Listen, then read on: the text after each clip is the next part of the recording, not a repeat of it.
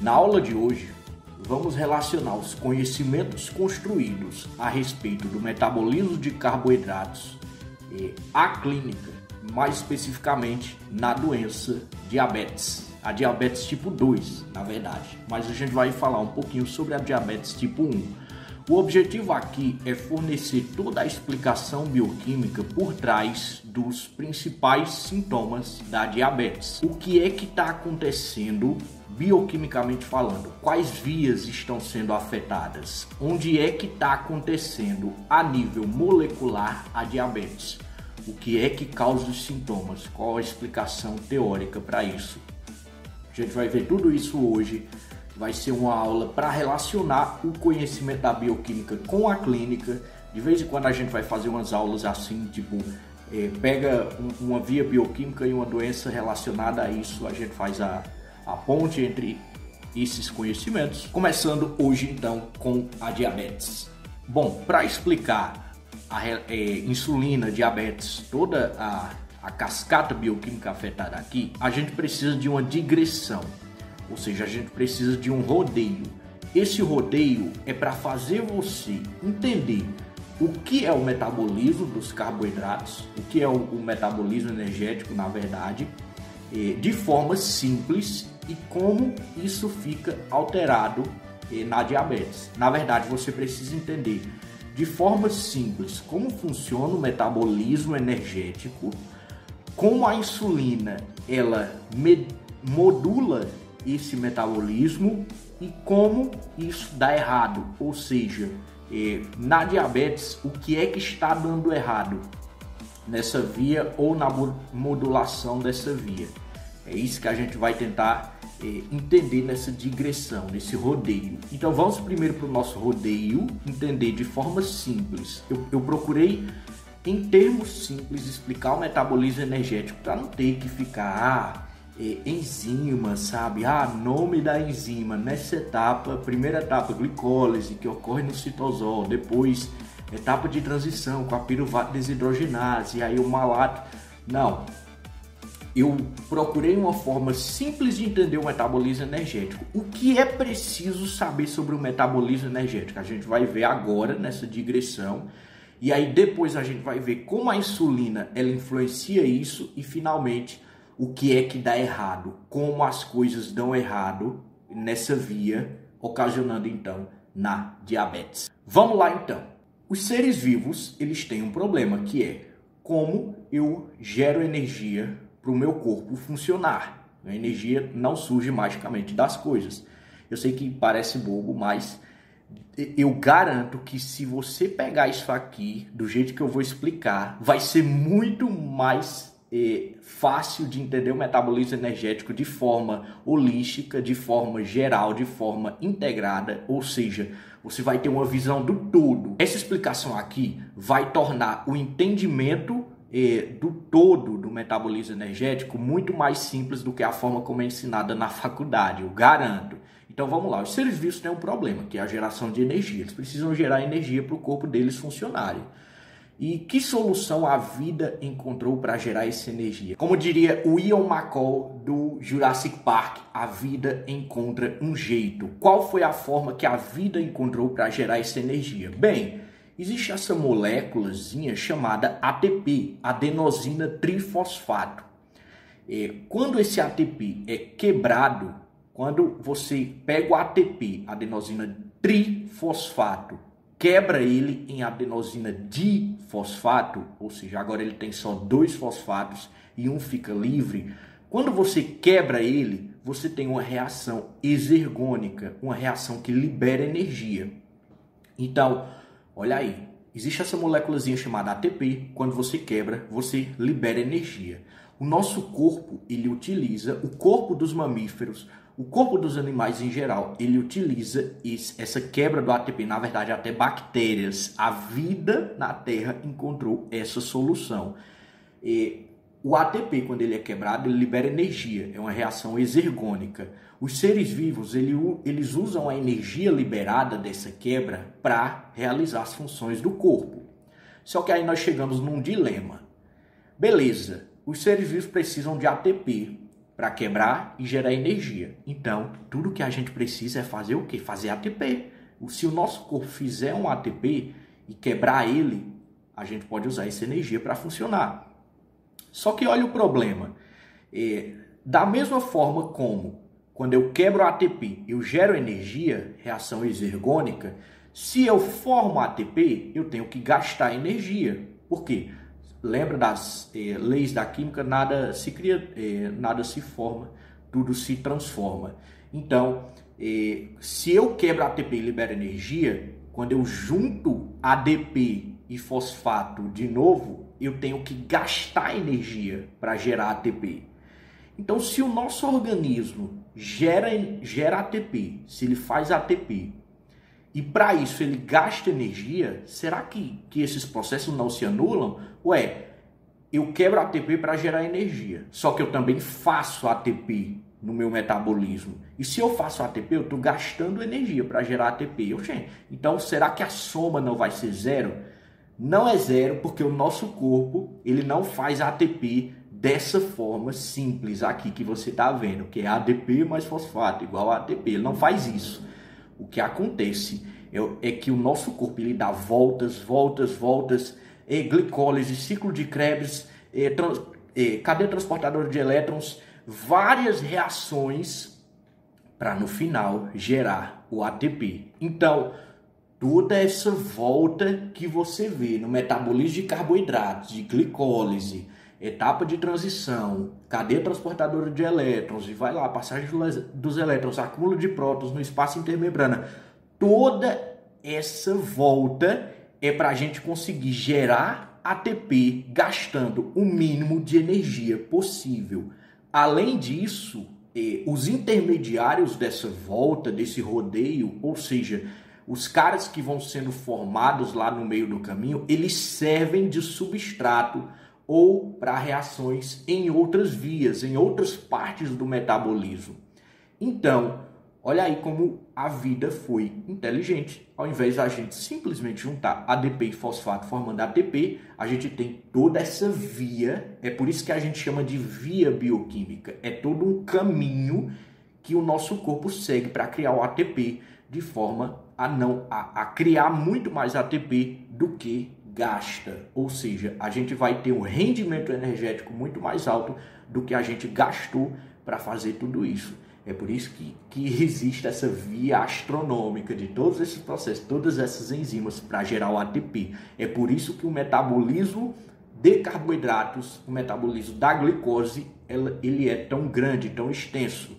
É para você economizar o máximo possível de energia, formar intermediários que podem ser usados em outras vias e dessa forma, a gente consegue fazer o ATP. Então, o caminho é basicamente o seguinte. Primeiro você tem o alimento e esse alimento ele precisa se transformar em ATP. O nosso corpo ele vai fazer todo um rodeio para chegar nesse ATP. E esse rodeio ele vai economizar o máximo de energia possível e gerar bastante ATP para cada molécula de glicose. Então, o primeiro passo é quebrar esse alimento até ele ser transformado em glicose. E essa é uma parte da fisiologia, ou seja, vai ser a digestão mecânica e química. Digestão mecânica, né, mastigação, digestão química, as enzimas do trato digestivo, até que você tenha a glicose no sangue. Uma vez que a glicose está no sangue, ela vai entrar na célula para sofrer a glicólise, ou seja, a quebra da glicose, transformando ela em piruvato. Esse processo ele é enorme. A gente tem aí, acho que 2 horas de aula só sobre glicólise nesse canal.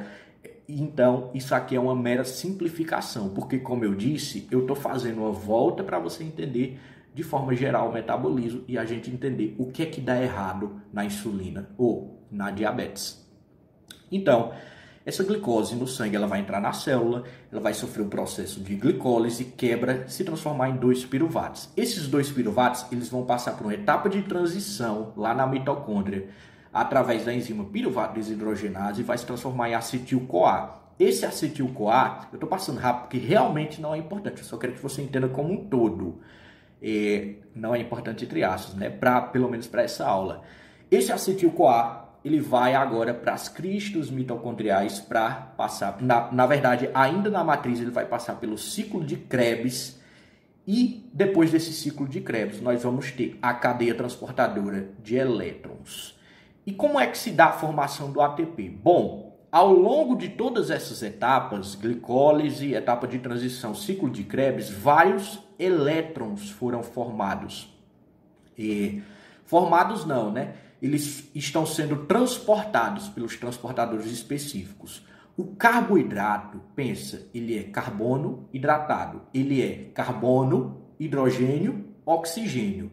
Como é que o nosso corpo pega energia a partir do carboidrato? Bom, se o carboidrato ele tem tanta capacidade de armazenar elétrons nele, que são os elétrons do hidrogênio, a gente pode arrancar esses elétrons.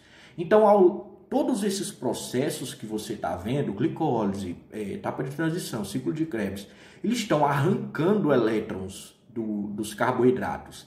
Esses elétrons que são arrancados, eles vão ser levados pelos transportadores de elétron NAD e FAD para a cadeia respiratória. Lá na cadeia respiratória, esses elétrons, eles vão passar pela cadeia e enquanto eles passam, eles geram energia necessária para que o nosso corpo faça o ATP. Tem um complexo enzimático lá chamado ATP sintase que vai aproveitar a energia da passagem para gerar ATP. Então, basicamente, esse é o metabolismo energético do nosso corpo. A gente tem que gerar ATP porque a quebra do ATP gera energia. É uma reação exergônica. Para gerar esse ATP, a gente usa a energia vinda dos carboidratos. Na verdade, tem outras vias, gliconeogênicos, mas enfim, vamos simplificar aqui. A gente usa a energia dos carboidratos. Então, a gente come carboidrato, digere, transforma em glicose. Glicose passa por uma série de processos onde a gente vai arrancar os elétrons dessa glicose e esses elétrons vão passar por um caminhozinho chamado cadeia transportadora de elétrons e a energia dessa passagem vai girar a ATP sintase para que a gente forme a energia. Isso é o metabolismo energético. A gente resumiu aqui, sei lá, uma cadeira de bioquímicas, umas 5 horas de aula para isso aqui. Essa é a visão geral. Cara, se você pega essa visão geral, você vai ver que vai melhorar seu entendimento em várias doenças. Tem um monte de doença relacionada ao metabolismo energético na clínica de bovinos, por exemplo. Mas aqui a gente vai focar na diabetes, onde isso dá errado. Bem, depois que o nosso corpo digere o carboidrato e transforma em glicose, essa glicose ela precisa entrar na célula para sofrer a glicólise, ou seja, a quebra, para transformar em piruvato. Ela entra na célula através de transportadores específicos, chamados transportadores GLUT, transportadores de glucose, que é glicose em inglês, glucose. Esses transportadores GLUT, assim como outras etapas do processo, eles precisam ser regulados pelo nosso corpo. O nosso corpo, ele precisa de formas de regular esse processo. Como assim? Se eu tenho muita energia, ele precisa de uma forma de frear esse processo. Se eu já tenho muita energia, ele precisa de uma forma de deixar esse processo mais lento, porque tem energia sobrando. Se está faltando energia, o nosso corpo precisa de uma forma de acelerar esse processo, de fazer mais. Então, a regulação dos processos do nosso corpo, ela vai se dar por meio de 2 formas. Nós temos a modulação alostérica e a modulação hormonal, que a gente já viu em algumas aulinhas passadas. A modulação alostérica, vou resumir aqui, é basicamente o seguinte: se tem um cara demais, então o nosso corpo ele vai parando de produzir esse cara, porque afinal tem demais. Se tem um cara de menos, então o nosso corpo ele acelera o processo de formação desse cara, porque sinaliza que está faltando. Essa modulação ela ocorre porque o cara que tem demais, ele se liga a sítios alostéricos das enzimas. É assim, tem uma enzima trabalhando. Essa enzima trabalha para formar B. Se tem B demais, esse B ele se liga a um sítio da enzima e ela acaba percebendo que tem B demais, porque ele só se liga se tiver B demais e aí ela vai desacelerando. Basicamente é isso, a regulação alostérica. Mas o importante aqui para a gente é a modulação hormonal.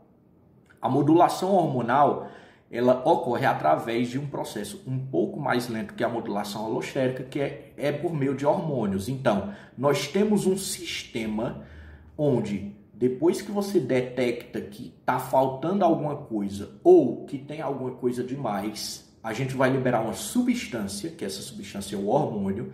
Esse hormônio vai se ligar a receptores específicos em sistemas específicos e ativar os seus efeitos.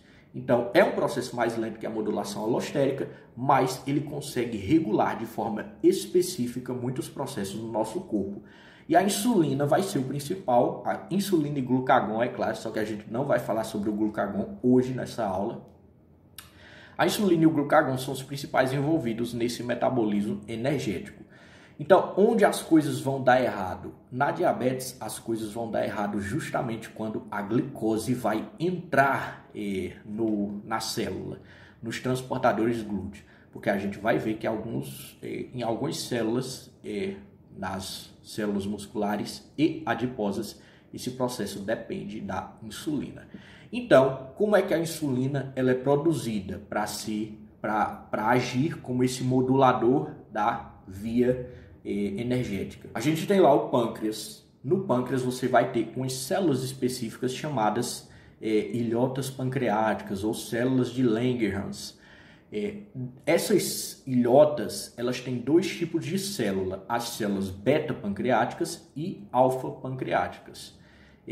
As células beta são as importantes aqui, porque elas vão produzir a insulina. As células alfa vão produzir glucagon, que não é assunto desta aula. Como se dá a produção de insulina nessas células beta-pancreáticas? Da seguinte maneira: quando você come, tem o processo de digestão e a glicose vai para o sangue. A glicose, ela entra nas células através de transportadores específicos, chamados, como eu disse, transportadores GLUT. Esses transportadores GLUT, eles têm vários tipos. Alguns dependem da insulina, outros não. Por exemplo, os transportadores GLUT das células do pâncreas, vocês já acham que ele depende da insulina? Claro que não. Por quê? Porque é o pâncreas que libera insulina. Se ele dependesse da insulina, a glicose nunca ia conseguir entrar. Por quê? Porque é a glicose que sinaliza para a produção de insulina. Entenda o seguinte, olha aí, de forma resumida, a insulina é o hormônio do estado alimentado. Quando você come, o seu corpo vai digerir o alimento, a glicose vai para o sangue. Os níveis de glicose sanguíneos vão aumentar. A insulina, então, ela vai ser liberada em resposta a isso. Quando você está em jejum, ou seja, no estado não alimentado, no fast stage, quem vai ser liberado é o glucagon. O seu corpo ele vai perceber essa falta de glicose no seu sangue, o glucagon ele vai ser liberado e aí ele vai ativar mecanismos de gliconeogênese e tal, enfim. Mas glucagon não é o assunto de hoje, a insulina. Então, quando você come, a glicose está no seu sangue e ela vai passar pelos transportadores GLUT. No caso, nas células beta-pancreáticas, nós temos os transportadores GLUT do tipo 2, que não dependem de insulina para funcionar. Então, isso significa que a glicose ela apenas passa por esses transportadores, sem precisar da insulina. Então, você comeu, a glicose foi para o sangue e ela passa pelos transportadores GLUT. Então, a glicose vai entrar e, uma vez que ela entra, ela vai passar por todos aqueles processos que a gente falou. A glicólise se transforma em piruvato, acetil-CoA, ciclo de Krebs e vai gerar ATP. Esse ATP, olha aí, ele vai se ligar aos chamados canais de potássio. E quando ele se liga a esses canais de potássio nas células beta-pancreáticas, eles vão fechar, vão bloquear esses canais de potássio. Como eles fecham, você vai ter um acúmulo de potássio dentro da célula. Esse acúmulo de potássio dentro da célula vai gerar efeitos eletroquímicos que vão ativar os canais de cálcio. Os canais de cálcio, percebendo esse gradiente eletroquímico pelo fechamento dos canais de potássio, vão se abrir. Quando esses canais de cálcio se abrem, o cálcio ele vai se ligar a receptores específicos, tanto na membrana da célula beta-pancreática, quanto na vesícula que está guardando insulina. E aí essa vesícula que está guardando insulina, ela vai se ligar à membrana da célula e vai liberar a insulina. Não libera apenas insulina, viu? Libera peptídeo C também, que às vezes é importante para medir, né? Eu quero, além da insulina, eu quero medir o peptídeo C para comparar e tal. Mas, enfim, basicamente esse é o processo. A glicose entra, passa pelo processo de metabolismo, gera ATP. O ATP se liga aos canais de potássio, bloqueia eles, gera um gradiente eletroquímico. Esse gradiente ativa os canais de cálcio vão fazer as vesículas de insulina, elas se ligarem à membrana e liberarem insulina e peptídeo C. Professor, como é que essa vesícula de insulina é formada? É através da síntese de proteínas, ou seja, vai ter a transcrição de genes específicos. Isso aí não é assunto daqui, essa aula se estenderia demais. Mas eu acredito que deu para entender como a insulina é liberada pelas células beta-pancreáticas, certo?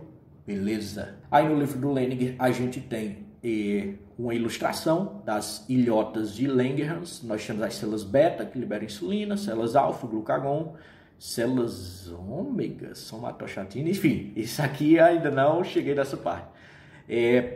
E aí nós temos um esquema mais detalhado. Claro, o meu esquema era uma simplificação. Aí nós temos um esquema mais detalhado. Mas se você olhar, é a mesma coisa que está acontecendo. A glicose está entrando ali pelos transportadores GLUT. Ela passa por todo o processo. Glicólise, ciclo de Krebs, fosforilação oxidativa, que é a cadeia transportadora, gera ATP. O ATP se liga nos transportadores de potássio. Esses canais de potássio, eles se fecham. E aí isso gera o gradiente eletroquímico que abre os canais de cálcio. Os canais de cálcio se ligam aos grânulos de insulina e aí fazem eles ser liberados. Ali no finalzinho da imagem, ó, a liberação de insulina na corrente sanguínea. Essa insulina, ela vai agora fazer seus efeitos no corpo. Vamos ver como é que ela faz. A insulina, ela vai agir em 3 principais carinhas. O fígado, nós vamos ter também o músculo e nós vamos ter as células de gordura ou os adipócitos.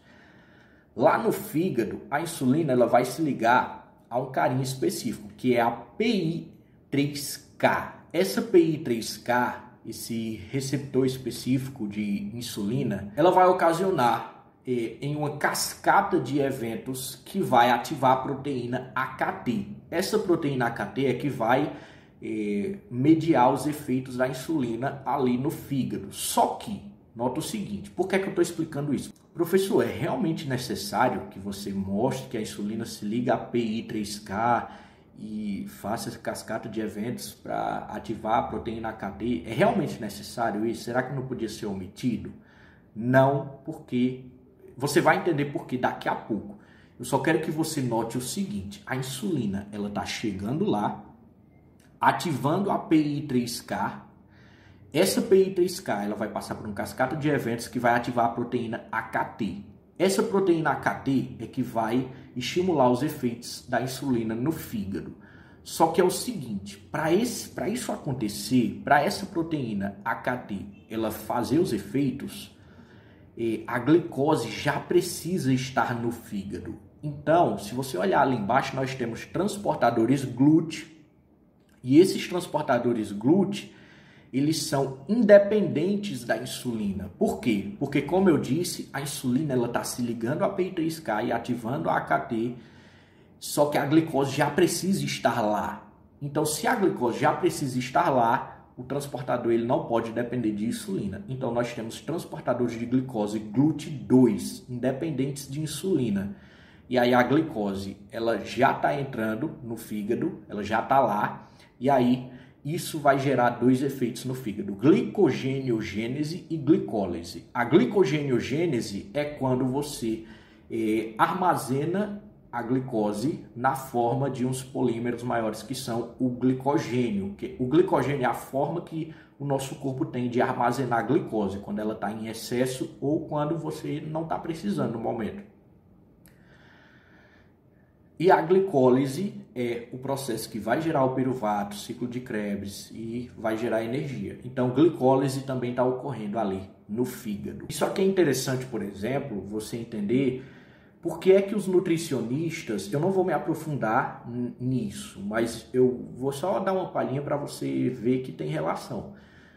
Por que é que os nutricionistas eles falam tanto em níveis de glicose? Eles tentam sempre fazer uma dieta com alimentos pouco insulinêmicos, entre aspas, para não deixar a taxa de glicose alta no seu corpo. Se eles fazem uma dieta para você com alimentos com alta glicemia, que causam glicemia alta, a glicose ela vai estar sempre alta no seu sangue e você vai estar sempre fazendo glicogêniogênese, ou seja, você vai estar sempre armazenando essa glicose.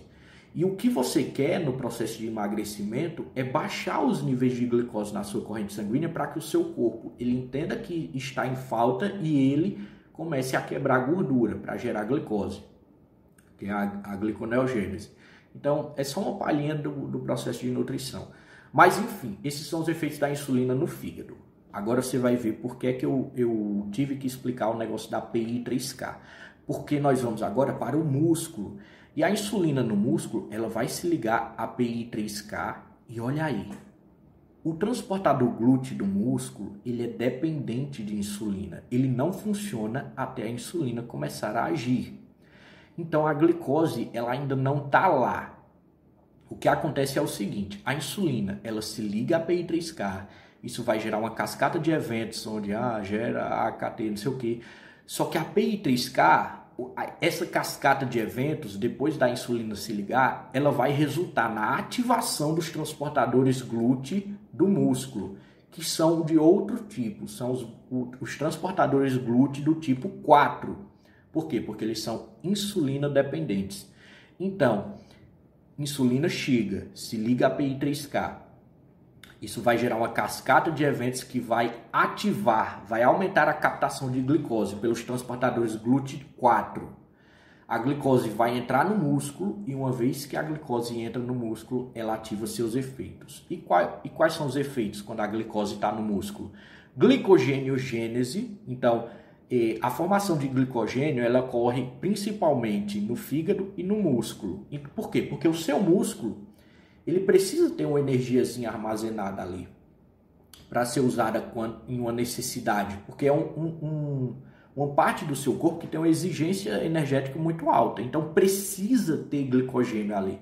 Então vai ativar a glicogêniogênese, lembrando que o glicogênio é a forma como você armazena a glicose. Vai estimular também a glicólise, piruvato, ciclo de Krebs, geração de ATP. E vai estimular também a síntese de proteínas. Olha aí, dando outra palhinha sobre nutrição, é por isso que você vê às vezes os caras aplicando insulina. Por quê? Porque a insulina é um hormônio muito anabólico. Ela estimula a síntese de proteínas. O problema da insulina é quando você tem uma resistência ou você cria uma diabetes, você não tem produção. Mas a insulina ela é extremamente anabólica. Ela é importante para o processo de anabolismo, ou seja, a síntese de proteínas para o músculo crescer. Também dando um pouco mais de palhinha sobre nutrição, é devido ao músculo ele armazenar glicogênio que você tem um inchaço do músculo quando você está treinando e comendo bem. Quando você faz uma dieta de perda de peso, de baixo carboidrato, os estoques de glicogênio começam a descer e aí o seu músculo ele fica bem menor. Por quê? Porque quando você está bem alimentado e tal, o que está ali não é só músculo, é glicogênio, é água. E quando você faz uma dieta de perda de peso, você começa a ver o músculo diminuir bastante. Porque você tem esse glicogênio sendo usado, os estoques de glicogênio começam a acabar e aí fica só a proteína, que é só o músculo em si. Mas enfim, esses são os efeitos da insulina no músculo. E nos adipócitos, nas células de gordura? As células de gordura elas também vão ter um receptor ou um transportador de glicose insulina dependente. Então vai ser o mesmo processo.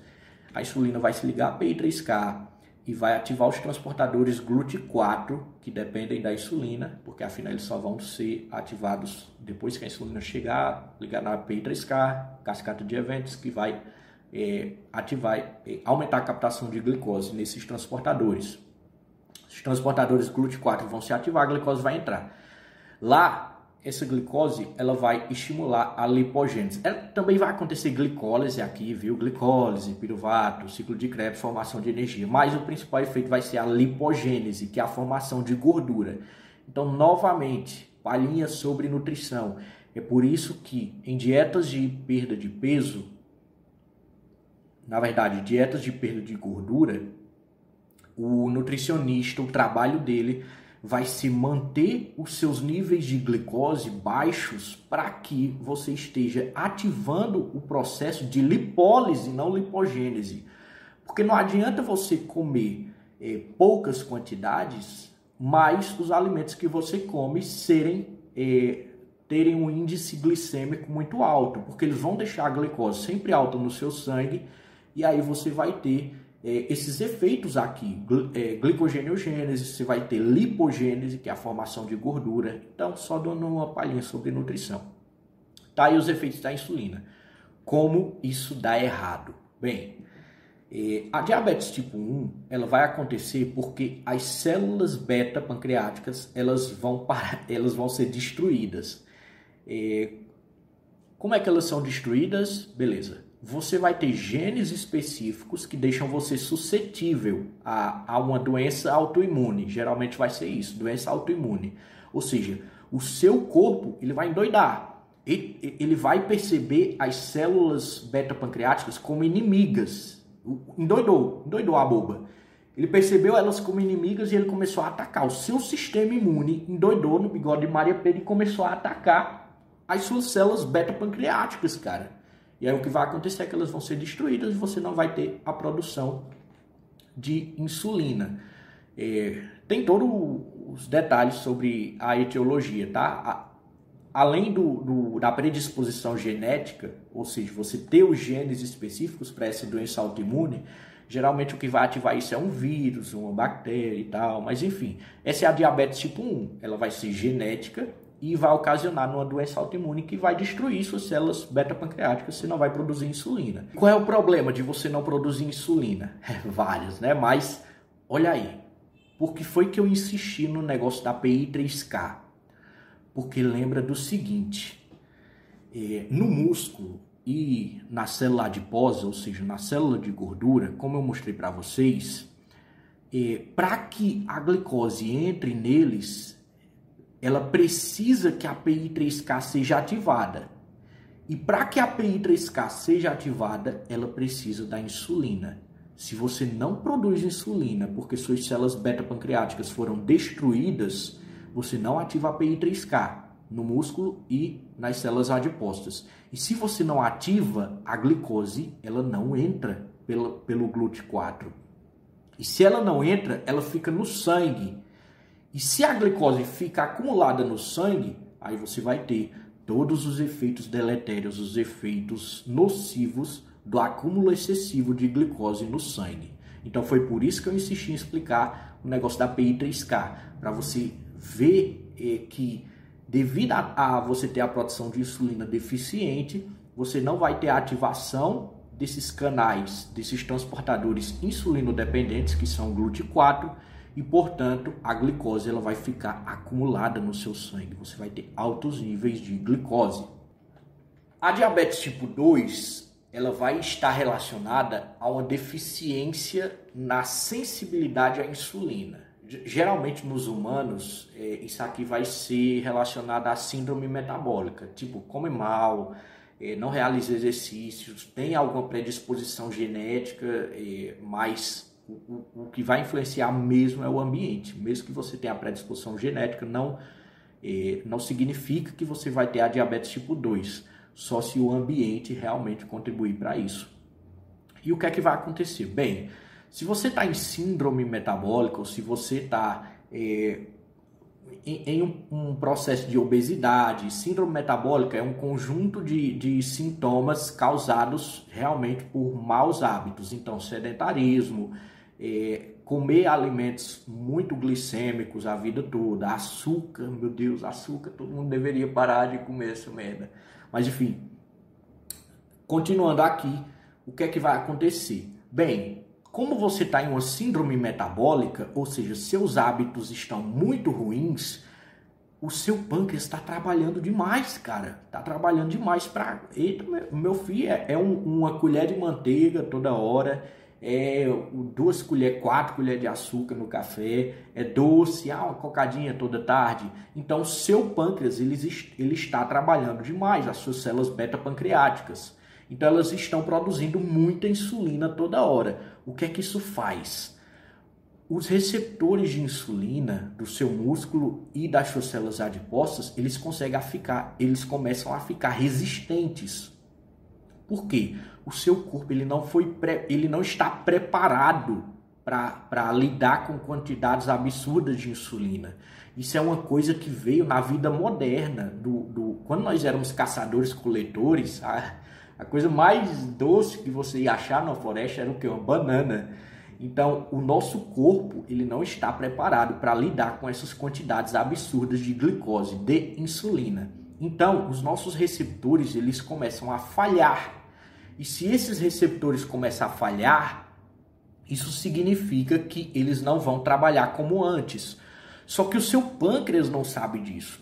Então, seu pâncreas, as células beta-pancreáticas estão lá produzindo insulina, né? Aí, de repente, a resposta dessa produção de insulina começa a ser baixa. Por quê? Porque você dessensibilizou os receptores. E aí a resposta começa a ser baixa.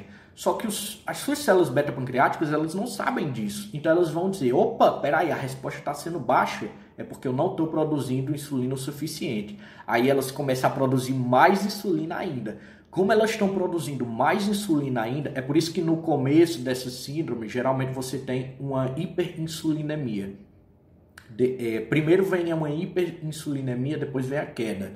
Por quê? Porque primeiro o doente ele vai produzir muita insulina e aí depois você vai ter uma...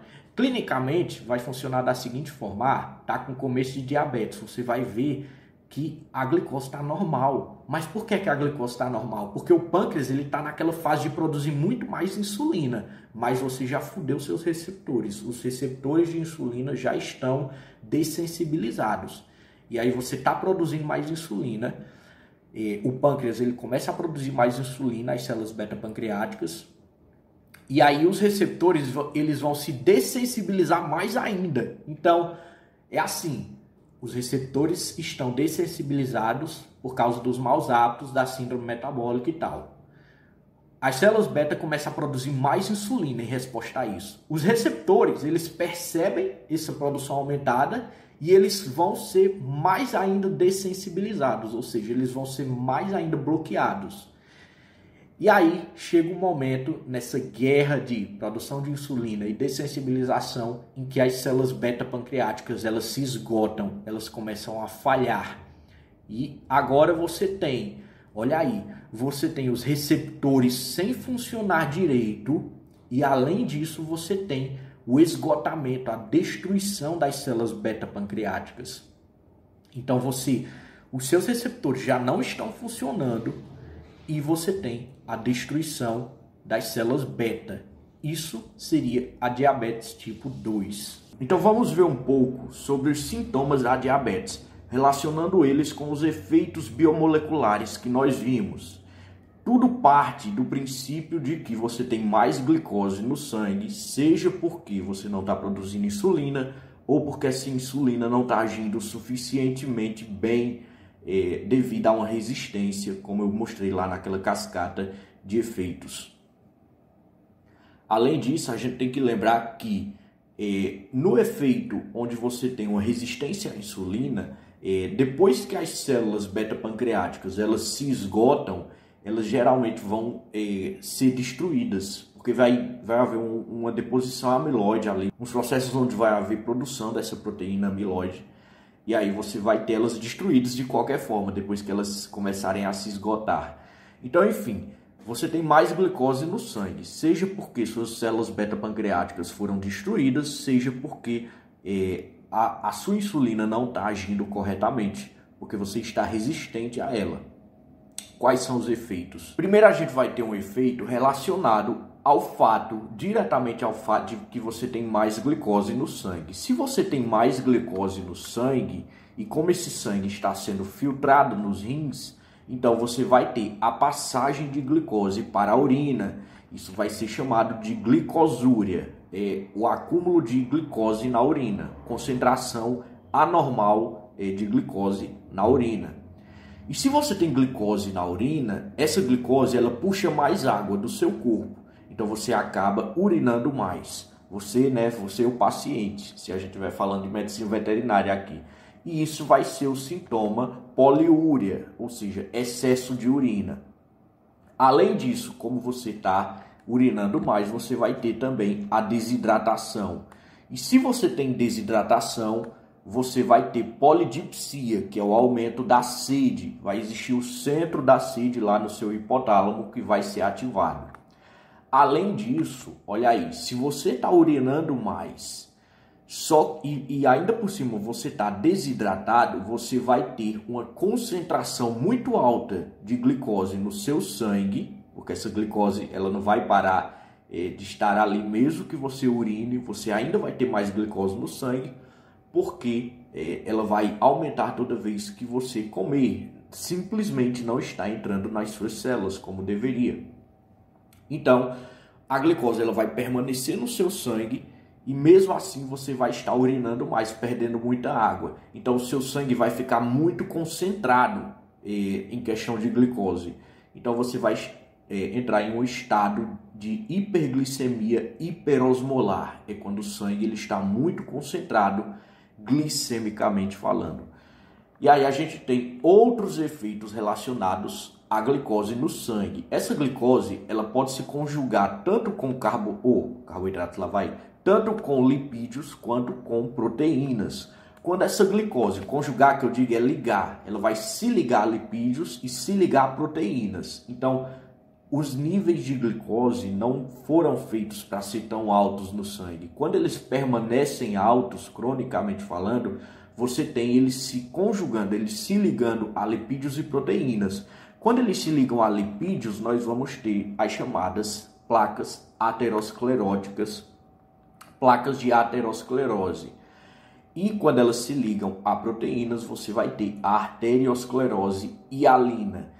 Ambas vão causar entupimento de veias, ou seja, você pode ter, por exemplo, processo de isquemia no seu sistema nervoso central, trombose, enfim.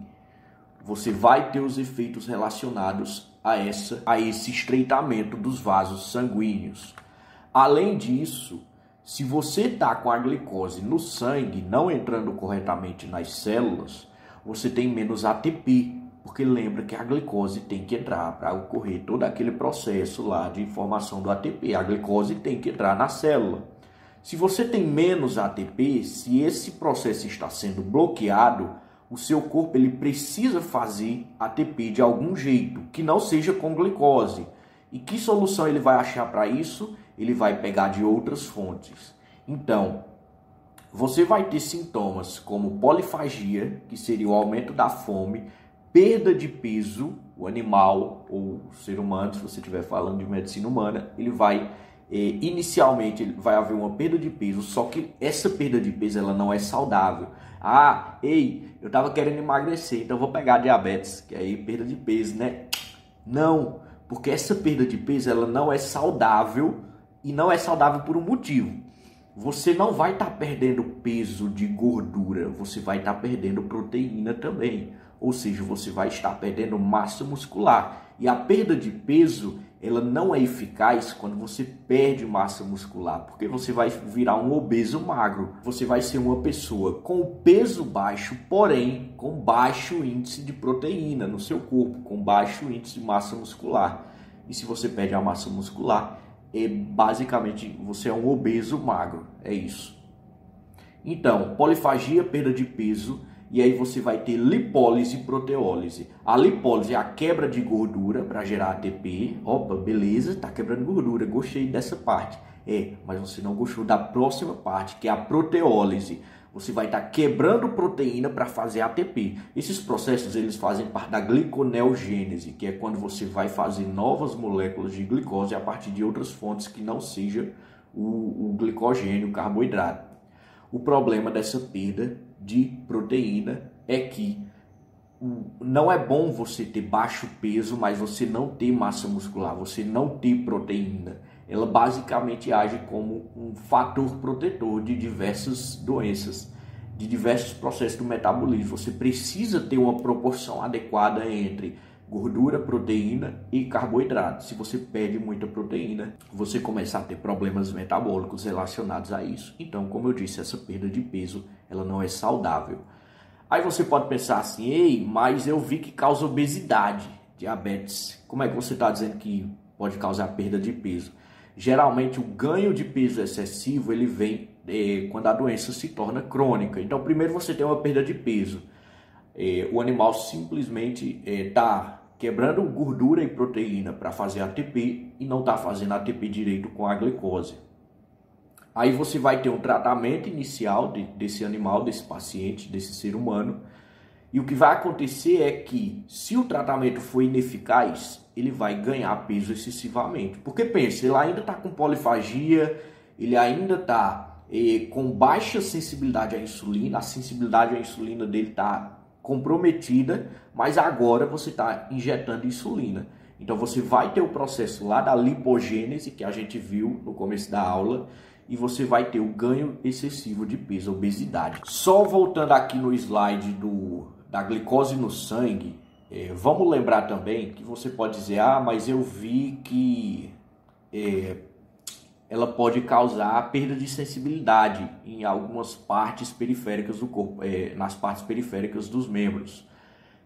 O que vai causar isso são danos no sistema nervoso. Além de causar danos no sistema nervoso, você também vai ter danos em alguns processos, porque às vezes a glicose ela entra em uma célula, ela vai ser convertida em outra molécula para depois ser convertida em frutose. Algumas células vão fazer isso. Como essa glicose está aumentada, o que vai acontecer é que ela vai puxar muita água para a célula e a célula vai acabar estourando de tanta água que vai estar passando para o meio intracelular. É justamente por isso que você tem a formação de alguns sintomas no globo ocular, que geralmente vai causar cegueira. Isso, né? E os processos de isquemia, trombose, que estão ocorrendo aí pelos vasos sanguíneos. Então, alguns efeitos aí da clínica relacionados a diabetes. Essa foi a nossa aula de insulina e diabetes. Ela foi uma aula que não deveria estar nessa posição. Eu fiz mais voltado para um trabalho da minha professora de estágio, Bioquímica do Lehninger. Você tem um pouco sobre a insulina, o glucagon e a diabetes, das páginas 951 até 959. Você tem, na verdade, uma seção inteira de regulação hormonal do metabolismo no livro do Lehninger, que a gente vai ver mais para frente, não agora. Essa aula aqui foi adiantada, não deveria estar aqui. Mas, enfim, bons estudos e até a próxima!